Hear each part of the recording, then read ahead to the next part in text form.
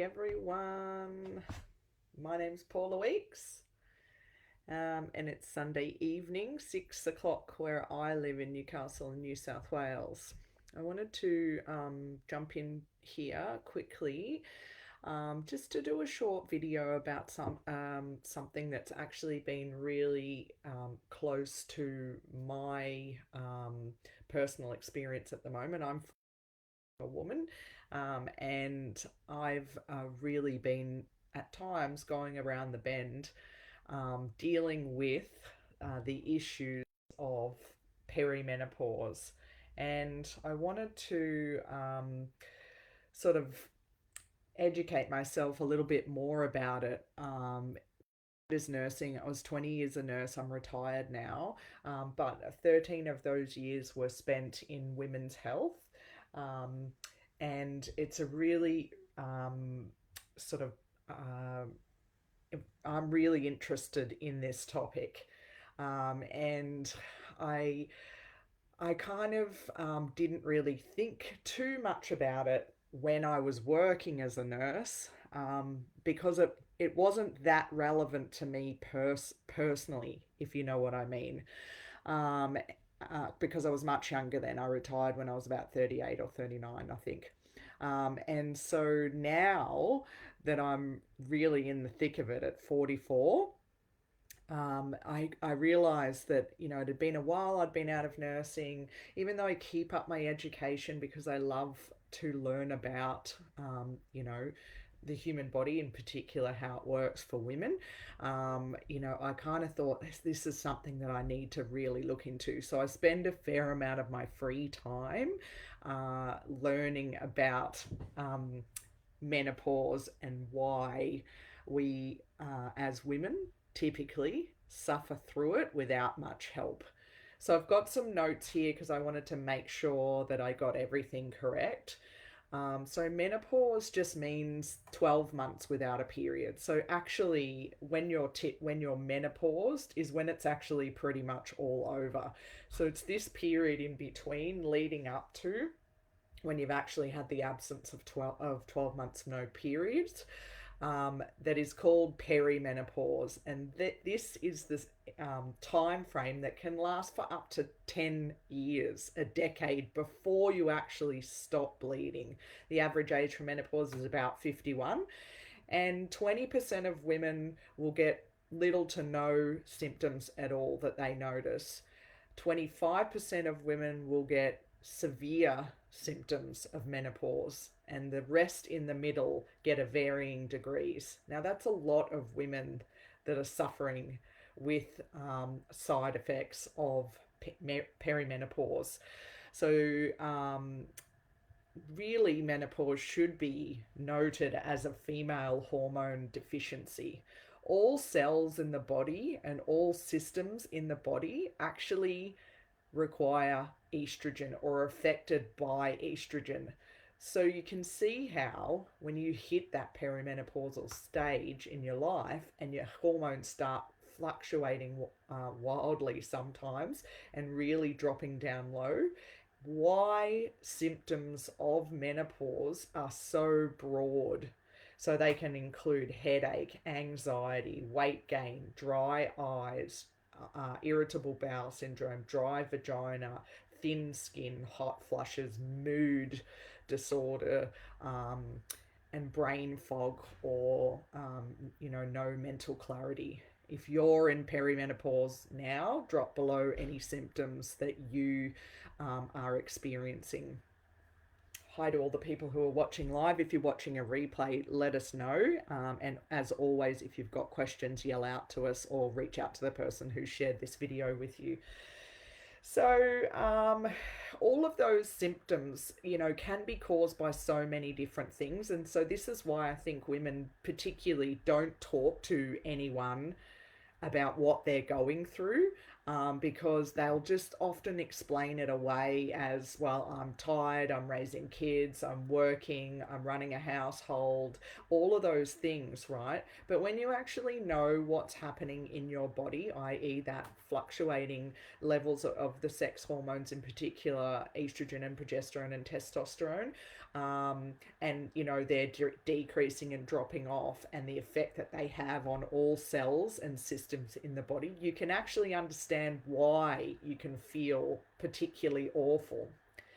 And along with that, all of those symptoms is an increased risk of diseases or disorders in the body because of those fluctuating hormones. So, as well as going through having all of those symptoms and having to get on with life, we also have an increased risk of diseases like heart disease, dementia, early death, osteoporosis, and other kind of things here. I've got written osteoporosis happens to 1 in 3 women who don't get treated for their menopause symptoms or that female deficiency that we talked about. And this is a disease that affects half of the human population, but most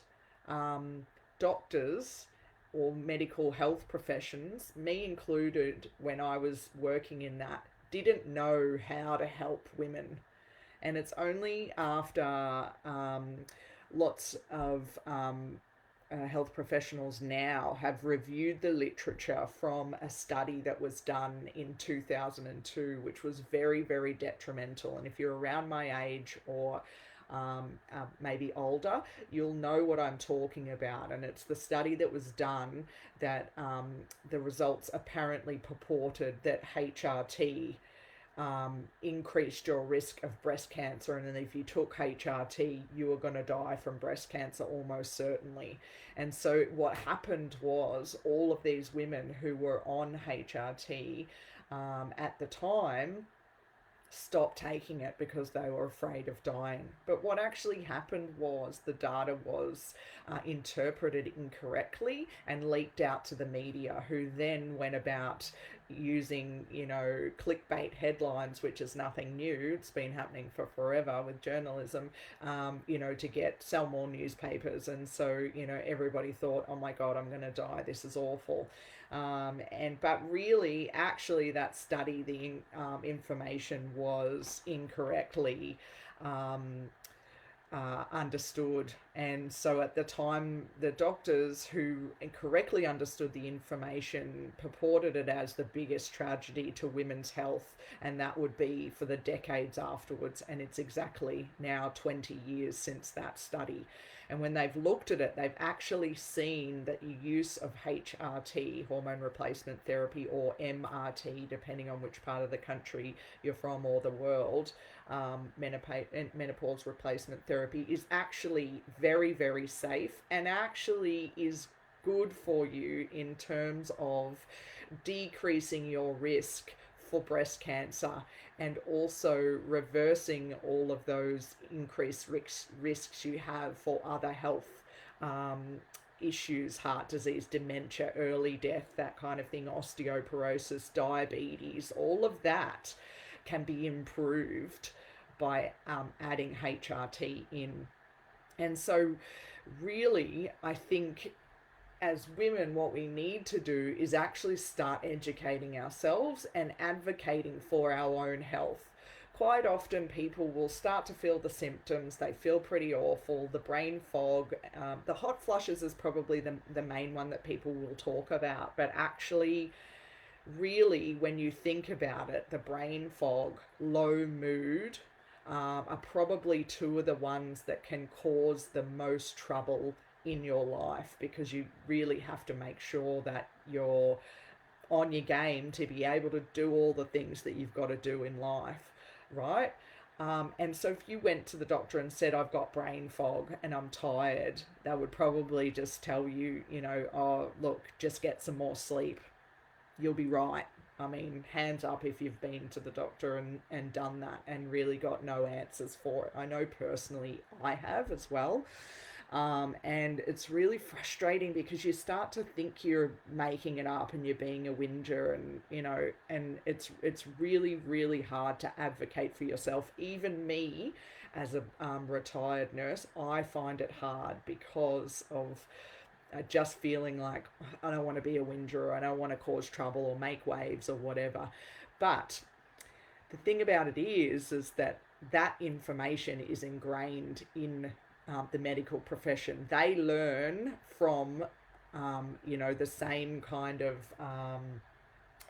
curriculum, and it doesn't change that often, right? So unless they actually have a specialty in an area, or a specialty interest in a certain area, and go out and find new research or find old research and realize that it's actually was good research, do new studies to show. And also, it doesn't have to be about doing new studies, it also is about anecdotal evidence as well. I know myself, working for 13 years in a GP clinic, I could tell you all of the things that my patients said over and over and over to me. Sometimes I couldn't explain why it was. I just knew that the same themes would come through from women with the same issues, but there might not actually be a reason why or a study that was done on it. I just knew what I knew from talking to countless thousands upon thousands of women day in and day out.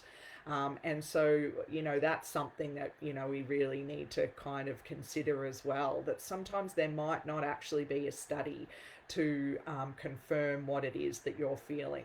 But what we do know is the symptoms of perimenopause are absolutely real. They're broad spectrum and wide, and they affect most women in that age group 10 years before. I mean, 10 years before 51, the average age, but they actually can affect you much earlier.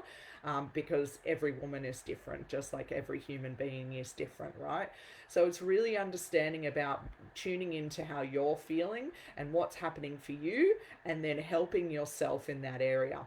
Now, if you go to your GP, you'll often get them just throw a piece of paper at you, go and have these blood tests, which might be a hormone panel, but really that can't really tell you much. It's literally a snapshot in time of how your hormones were represented in your bloodstream at that time. But that's going to be very different a minute, an hour, a day later. And so if they happen to snapshot that at a time when they're plentiful in your bloodstream, well, that's not going to be representative of actually how you're feeling. And so they're not really good. They're kind of only good for when someone is actually menopausal, or something else is quite wrong. And so you can't really go and just ask for hormone blood tests and then that be diagnostic. The only thing at the moment that we have is by helping deal with the symptoms of it. And so having conversations with your GP depending upon how severe your symptoms are. If they're very severe and affecting lots of your life, I would be strongly recommending going and having a conversation about your options, whether that be hormone replacement therapy. But that has to be done with your GP, because everybody's health is different.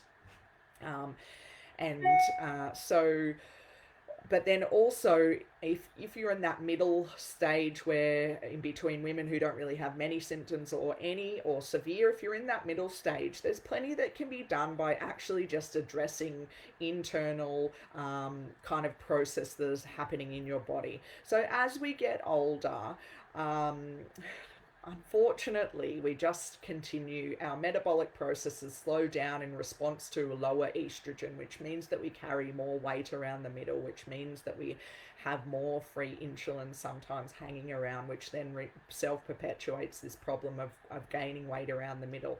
And then weight around the middle in particularly has a pro-inflammatory type estrogen in that subcutaneous fat around your middle.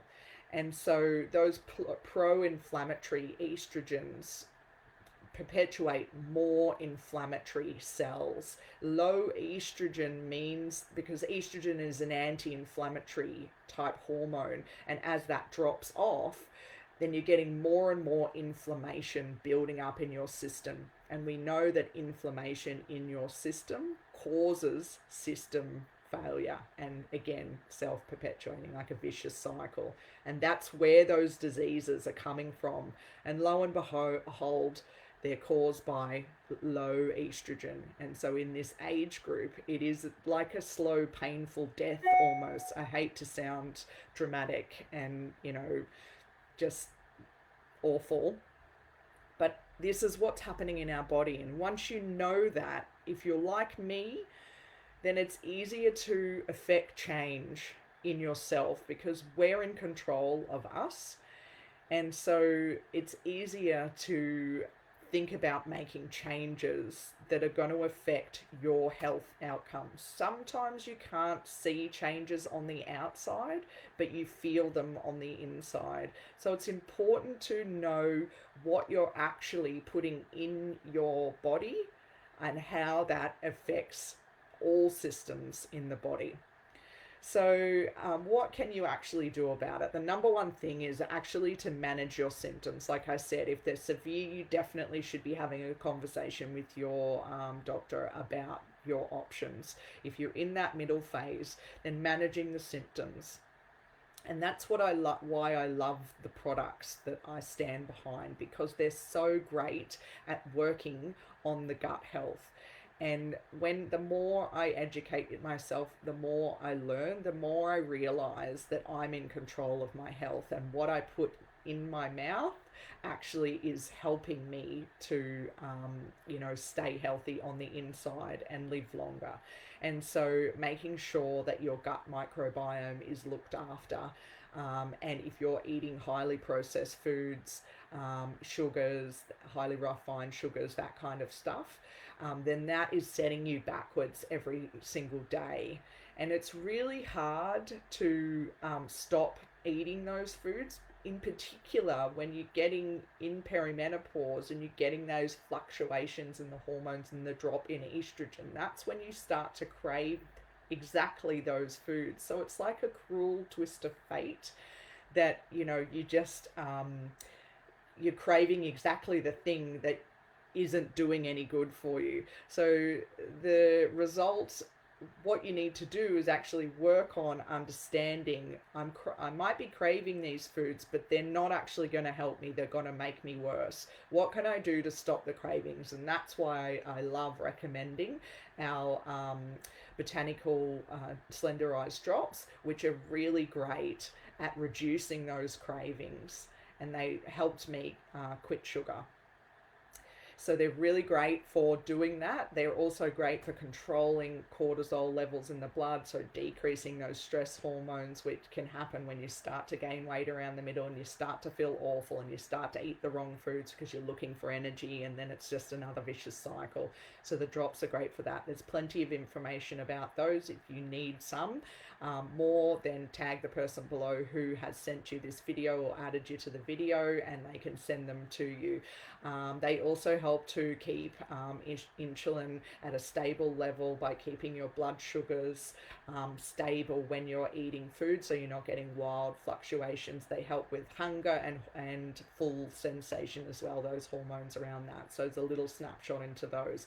So they're really they're great for anyone, but in particular for women who are struggling in that perimenopausal phase.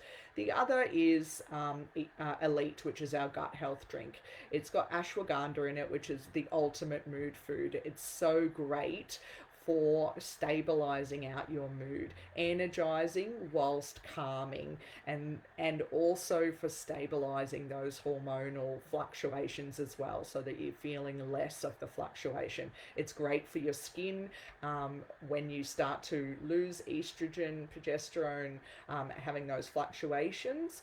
That can dry out your skin. It can give you that itchy, crawly feeling under your skin that's synonymous with perimenopause and menopause. And Indian gooseberry is in Elite, and it's really great at creating glowing, lovely feeling skin. So I've probably taken up enough of everybody's time. So I think I've covered everything. I'll just quickly make sure. Probably the biggest 2 points that I want to make is empowering yourself with the knowledge of what's going on in your body is probably the biggest key for making sure that you're looked after. Sometimes it's hard to advocate for yourself when you do go to see a health professional. And, you know, I think if you understand a little bit about it and, you know, really put your foot down, I think that if you get someone who's at least interested in helping you, you should be able to, you know, get your point across in terms of, you know, what it is that you want.